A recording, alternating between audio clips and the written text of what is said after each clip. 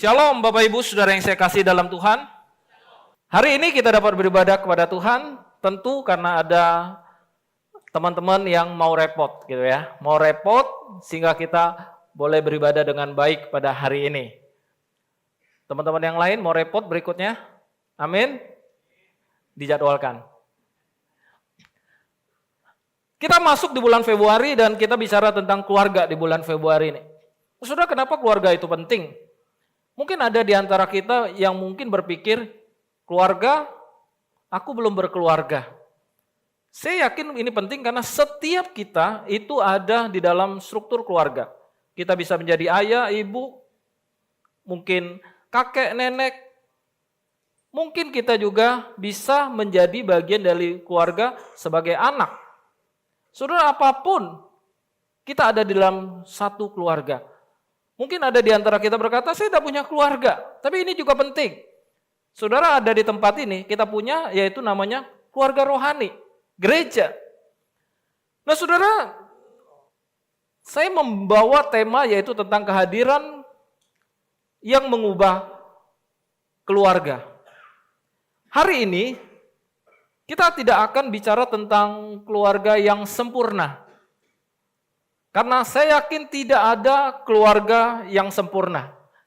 Yang Tuhan cari itu bukan kesempurnaan, tapi kehadiran, saudara. Banyak keluarga yang hari ini tinggal serumah, banyak orang tua yang tahu nama anak-anaknya, tapi orang tua itu tidak tahu pergumulan hidup anaknya. Betul enggak? Banyak kita tahu jadwal sekolah anak kita, tapi kita tidak tahu apa pergumulan kehidupannya. Banyak kita tahu nomor handphone anak-anak kita, tapi pertanyaannya berapa banyak kita sering berbicara dengan anak-anak kita. Nah saudara, persoalan yang penting yang hari-hari ini, pertanyaannya bukan karena kita ada di rumah, tapi apakah kita hadir di tengah-tengah keluarga kita itu. Papa saya meninggal ketika saya umur 11 tahun. Tapi saya tidak menjadi seorang yang fatherless. Yang tidak memiliki sosok atau figur seorang papa. Sementara banyak orang-orang yang masih mempunyai papa, tapi kehidupannya menjadi fatherless. Kenapa sebabnya? Bukan karena tidak adanya orang tua di rumah. Tapi yang menjadi masalah tidak hadirnya orang tua di rumah. Tidak berfungsinya seorang papa menyebabkan seorang anak itu bisa fatherless. Bukan soal ada tidak ada. Jadi ini persoalan yang penting dalam kehidupan kita. Nah saudara, saya akan mulai dengan kisah ini dengan satu keluarga yang ada di dalam perjanjian lama. Yaitu keluarga dari Imam Eli. Silakan. Nah, saudara, kita melihat di sini. Di sini dikatakan ada seorang yang bernama Eli. Nama ayahnya itu adalah Eli. Dikatakan kedua anak Imam Eli, yaitu Hofni dan Finehas, menjadi imam di sana, yaitu di Silo, saudara. Nah, saudara, coba saudara bayangkan. Papanya imam. Kemudian anak-anaknya jadi imam lagi. Nah, saya pendeta. Tapi anak saya bukan pendeta. Tapi ada orang yang kakeknya pendeta. Ayahnya pendeta. Anaknya pendeta. Ini keluarga pendeta turun-menurun. Tapi saya bukan seperti itu.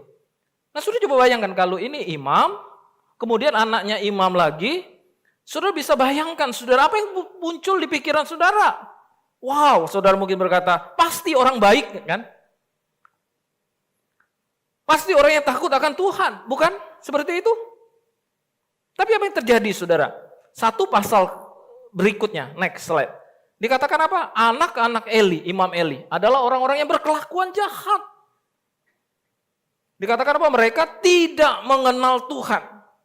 Pertanyaannya, saudara, bagaimana mungkin hal ini bisa terjadi? Seorang ayah mungkin bisa mewariskan pekerjaan, bisa mewariskan jabatan, bisa mewariskan agama. Papanya Kristen, anaknya Kristen. Tapi seorang ayah belum tentu bisa mewariskan Kristus Yesus kepada anak-anaknya. Bagaimana mungkin seorang imam, seorang pelayan Tuhan, anak-anaknya tidak mengenal Tuhan? Dia hanya mewariskan agama, tapi tidak mewariskan relasi dengan Tuhan. Oleh sebab itu saya selalu mengatakan, kita bukan membawa orang ke gereja. Kita bawa orang berjumpa dengan Yesus. Sudah banyak orang datang ke gereja, tapi belum tentu orang itu berjumpa dengan Yesus. Tema tahun ini penting banget, encounter Jesus, saudara. Lalu firman Tuhan berkata, next slide. Dikatakan bahwa karena anak-anak Imam Eli itu berkelakuan jahat, maka Tuhan berkata, aku akan menghukum keluarganya untuk selamanya karena dosa yang telah diketahuinya. Saudara, mengapa? Dikatakan karena anak-anaknya telah menghujat Allah. Kenapa hal ini terjadi? Alkitab mengatakan, Imam Eli, dia tidak menegur anak-anaknya. Dia tidak menegur mereka, saudara. Sebagai orang tua, Tuhan meminta pertanggungjawaban kepada Eli. Dia sebagai seorang imam, dia bisa dan dapat memperkenalkan Tuhan kepada bangsa Israel. Tapi sayangnya, dia tidak dapat memperkenalkan Tuhan kepada anak-anaknya sendiri. Saudara, masalahnya bukan Imam Eli tidak tahu firman. Bukan ia tidak melayani Tuhan. Masalahnya adalah kehadirannya yang pasif. Sehingga dia tidak punya pengaruh kepada anak-anaknya. Saya yakin dan percaya bahwa mungkin Imam Eli itu dia menegur anak-anaknya. Tapi menegurnya mungkin dengan lembut, tidak tegas, tidak ditunjukkan dengan perbuatan. Berapa banyak kalau kita tegur anak-anak, ya sudah, yang penting ayah sudah tegur. Terserah kamu mau ngapain. Saya udah ngomong. Sudah berapa banyak akhirnya hal ini mencelakakan anak-anak kita, saudara. Saudara tahu apa yang terjadi dengan Imam Eli dan kedua anaknya? Mereka dihukum oleh Tuhan, saudara. Saudara, anak tidak membutuhkan ayah yang hebat. Tapi mereka membutuhkan ayah yang hadir bersama dengan mereka. Pertanyaan bagi kita, bagi orang tua hari ini. Apakah mungkin kita begitu sibuk dengan pekerjaan kita, dengan pelayanan kita, dengan aktivitas kita, sampai kita tidak tahu apa yang terjadi dengan anak-anak kita? Atau bahkan mungkin barangkali kita menjadi orang yang terakhir tahu tentang keadaan anak kita. Teman-temannya sudah tahu tentang keadaan anak kita. Gurunya di sekolah tahu tentang keadaan anak kita. Tapi sebagai orang tua, kita tahu yang terakhir. Wow, kita baru tahu tentang anak kita. Semua orang tahu. Dan kita jadi yang terakhir. Berarti kita belum hadir di tengah-tengah keluarga kita. Nah, Bapak Ibu Saudara yang saya kasih dalam Tuhan. Mungkin anak-anak muda berpikir, saya tidak punya pengaruh dalam keluarga saya. Ini ada anak remaja. So, saya pengen cerita, sudah. Saya menemukan banyak anak-anak yang dulu datang ke sekolah minggu, atau anak-anak yang datang ke remaja PRMI, kemudian hidup mereka berubah. Apa yang terjadi selanjutnya? Selanjutnya, anak-anak ini bisa membawa orang tuanya datang ke gereja juga, percaya Tuhan. Saya pengen anak-anak muda di sini boleh angkat tangan. Berapa banyak orang tua kalian yang belum percaya kepada Tuhan? Ada enggak? Ini anak Bethlehem semua berarti ya. Ada yang belum percaya kepada Tuhan? Nah, saudara-saudara, pakai pengaruh saudara itu untuk bawa mereka kepada Tuhan. Berapa banyak Bapak Ibu orang tua yang datang ke gereja karena dulu anaknya dulu yang ke gereja, baru dia ikut anaknya ke gereja. Boleh tahu? Ada? Boleh angkat tangan? Hah? Ini kalian percaya Tuhan langsung ya? Oh, ini. Ini anaknya percaya Tuhan, baru mamanya datang gereja. Ada? Di KU1 itu ada beberapa orang tua yang dia datang gereja itu karena anaknya dulu ke gereja. Nah saudara, pengaruh itu nyata. Jadi penting sekali pengaruh itu saudara. Nah lalu bagaimana kita belajar tentang bagaimana untuk mempengaruhi keluarga? Saya akan menggunakan Ulangan pasal 6 ayat 1 sampai 7. Kita lihat. Yang pertama dikatakan, inilah perintah yaitu ketetapan peraturan yang akan aku ajarkan kepadamu. Untuk dilakukan di negeri kemana kamu pergi untuk menduduknya. Ini adalah pesan terakhir Tuhan kepada Musa ketika dia akan masuk tanah Kanaan, saudara. Nah Tuhan berkata di sini, dikatakan bukan hanya bagaimana engkau masuk ke tanah perjanjian. Tapi bagaimana engkau hidup di dalam tanah perjanjian itu. Bukan hanya kamu mendapat menikmati susu dan madu secara berlimpah-limpah. Tapi bagaimana kamu cara hidup kamu. Jawabannya, ajarkanlah perintah-perintah Tuhan kepada mereka. Berikutnya, ayat berikutnya. Kemudian dikatakan apa? Supaya seumur hidupmu engkau dan anak cucumu takut akan Tuhan.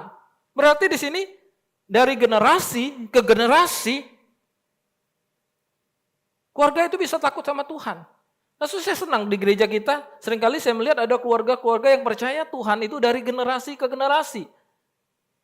Dari aconya, poponya, dia, anaknya, itu dari generasi-generasi itu percaya Tuhan, saudara.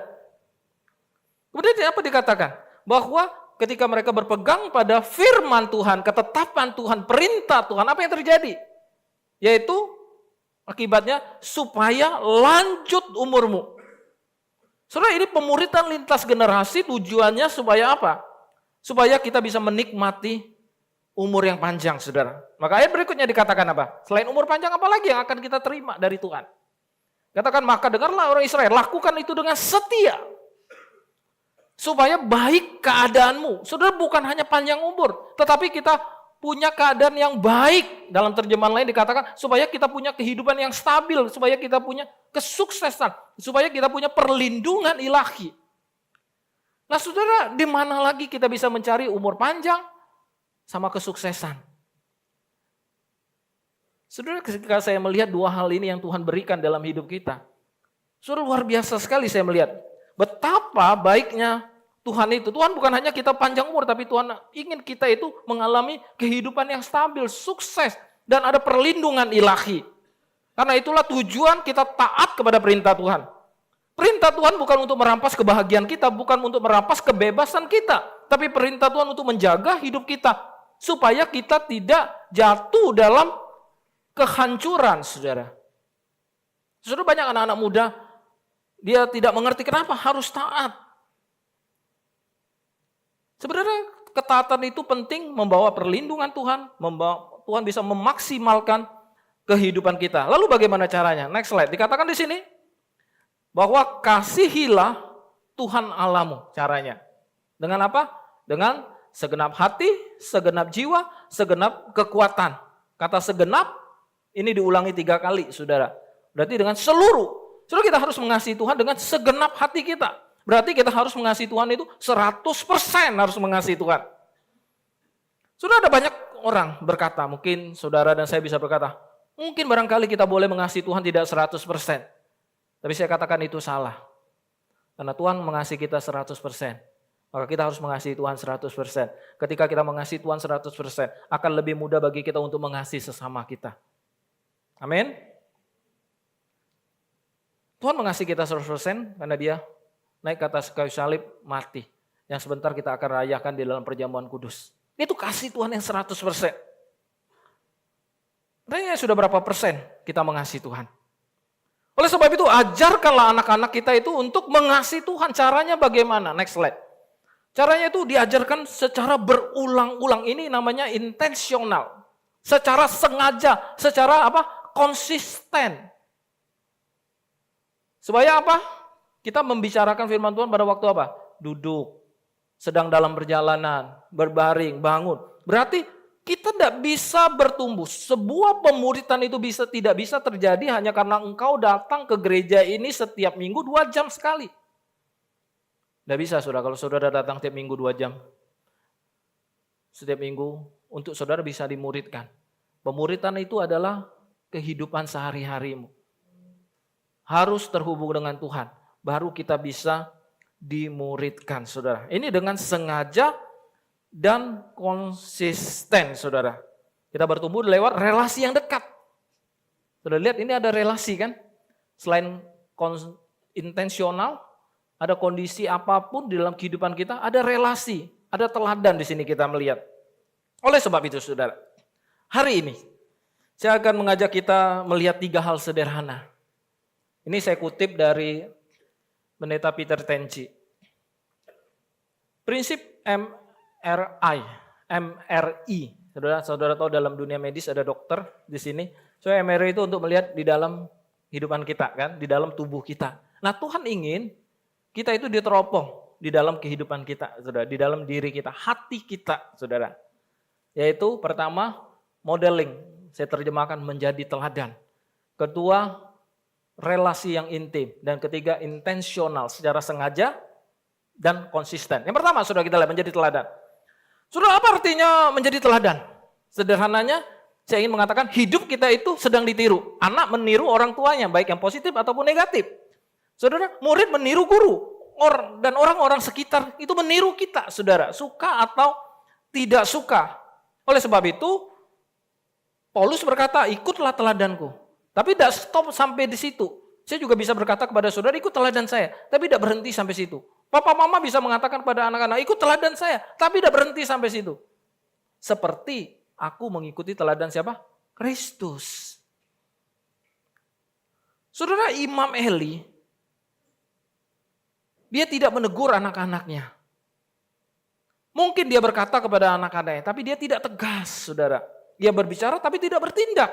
Hasilnya, anak-anaknya tahu firman, tapi tidak tahu takut akan Tuhan. Kalau kita mau minta anak-anak kita jangan main HP, bagaimana kalau saudara sendiri masih sibuk sama HP? Tidak bisa kan?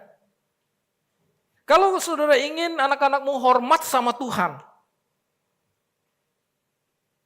bagaimana mungkin kalau kita masih suka kompromi? Kalau engkau mau anak-anakmu rajin datang sekolah minggu, rajin datang persekutuan, tapi engkau tidak mau datang ke gereja, saudara, itu tidak memungkinkan. Kalau engkau mau anak-anakmu jujur, tapi mereka lihat kita tidak jujur, tidak mungkin terjadi. Anak-anak mungkin lupa nasihat kita, tapi mereka pasti ingat kehidupan kita. Nah, hari ini saya mengundang Tessa untuk membagikan kehidupannya selama bersama dengan kami. Saya senang ini ada 2 anak saya ini datang, kesempatan kami bersama berempat. Saya ingin mereka membagikan kisah hidup mereka. Selamat pagi, Shalom Bapak Ibu. Jadi hari ini Tessa akan sedikit sharing tentang bagaimana Daddy dan Mami menjadi teladan kami dalam hidup Tessa.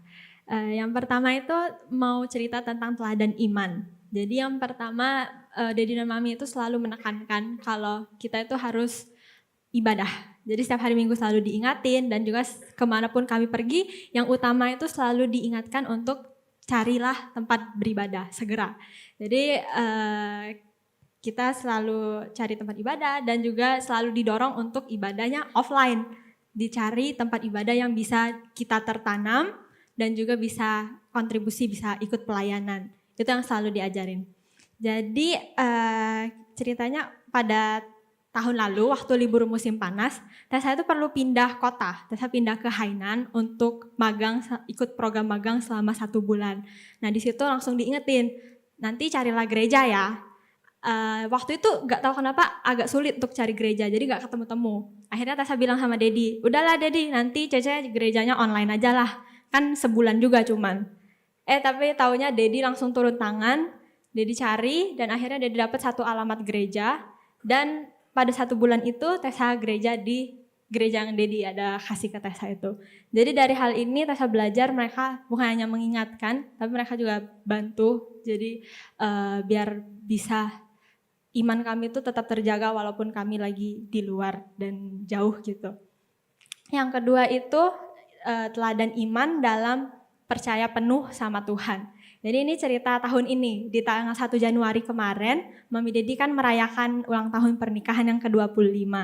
Nah di hari itu, 1 minggu ke belakang, itu hujan terus.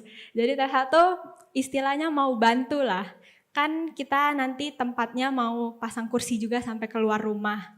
Jadi dengan niat membantu Tessa ini, Tessa selalu ingetin, tiap hari tuh bilang, Mami Dedi ini nanti hujan loh, mau gimana kita, mau cari tenda atau mau apa, kasih opsi lain lah untuk kursi. Tessa cekin setiap hari sampai hari H siang itu Tessa juga masih cek. Nah itu sebenarnya karena kebiasaan juga. Jadi di China juga sering mengandalkan perkiraan cuaca itu untuk mutusin mau keluar atau enggak, pakai jaket atau enggak, dan biasanya bener. Nah di hari itu siang Tessa bilang sama Dedi, ini pasti hujan loh, ini dari handphone ini perkiraan cuaca bilang 98% atau berapa persen itu hujan loh. Gimana kita nanti sore? Terus waktu itu Tessa lagi sama Dedi, Mami lagi persiapan yang lain. Dedi bilang, sudah cek, kamu gak usah cek lagi HP-mu. Kamu berdoa aja. Di saat dengar itu Tessa terkejut juga, tapi mencoba mempercayai apa yang mereka imankan. Dan benar sore itu Tuhan dengar doa Mami dan Dedi, cuaca sangat baik, acara bisa berjalan dengan lancar juga. Dan malamnya Tessa cerita ke Mami, kayak wah hebat dia, padahal beneran di handphone bilang hujan loh. Dan Mami bilang, handphone yang kamu lihat itu 99% hujan, tapi masih ada 1% itu di tangan Tuhan. Jadi dari kisah ini Tessa kembali lagi diingatkan kalau iman Mami dan Dedi itu begitu besar dan mereka taruh percaya mereka kepada Tuhan. Yang terakhir itu teladan kasih. Nah dari sejak kecil sampai besar kami selalu lihat Dedi itu bagaimana ia melayani dengan kasih. Kadang-kadang juga kami lihat dia melakukan banyak hal-hal itu yang gak banyak orang tahu.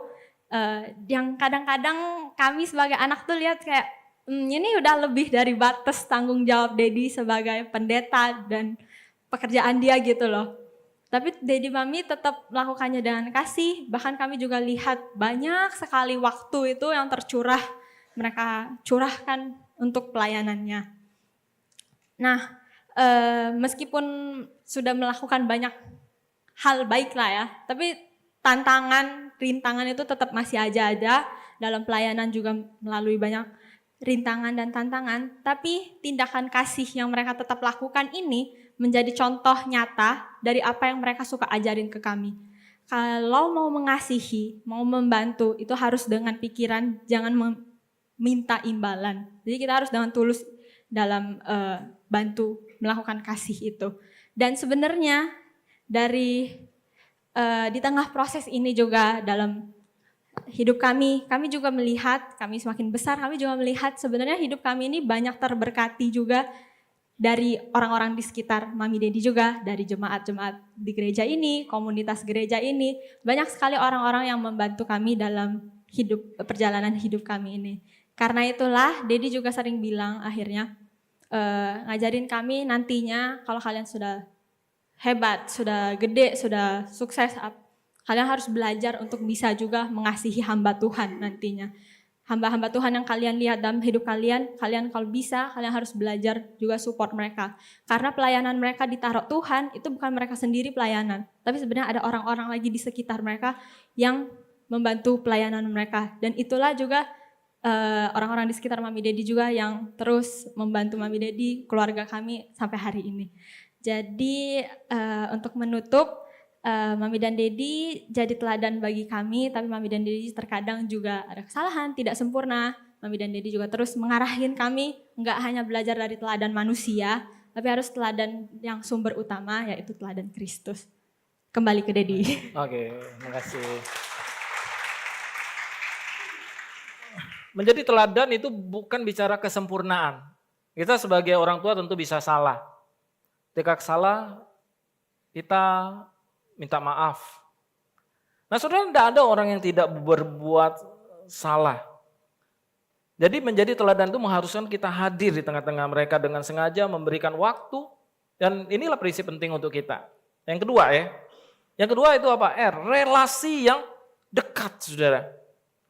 Nah saudara, prinsipnya sederhana, sudah semakin dekat hubungan, semakin besar pengaruh saudara. Nah saudara, prinsip ini datang dari Yesus sendiri. Saudara tahu Yesus memilih 12 orang murid.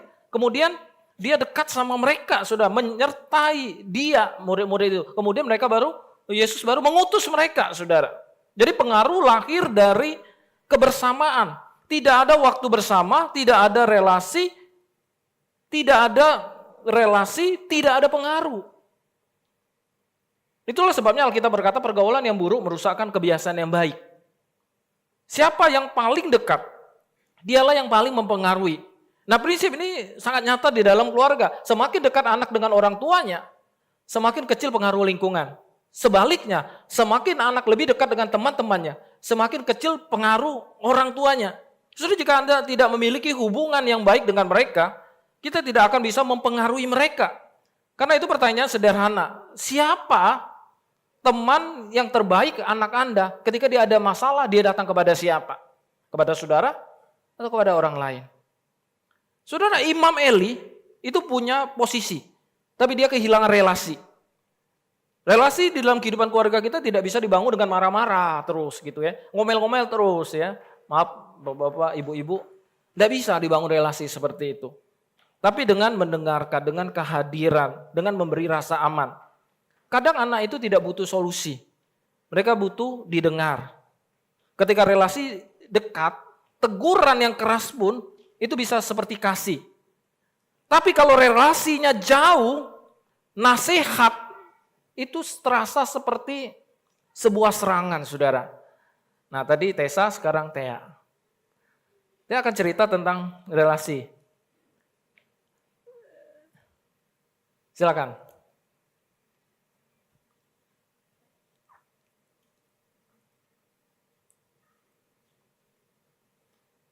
Nah saudara, tentu relasi ini penting.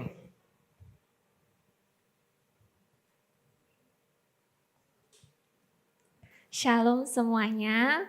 Kalau tentang relasi, itu Dedi selalu mengingatkan kami bahwa relasi itu bukanlah sesuatu hal yang otomatis, tetapi itu sesuatu yang perlu kita bangun secara bersama-sama.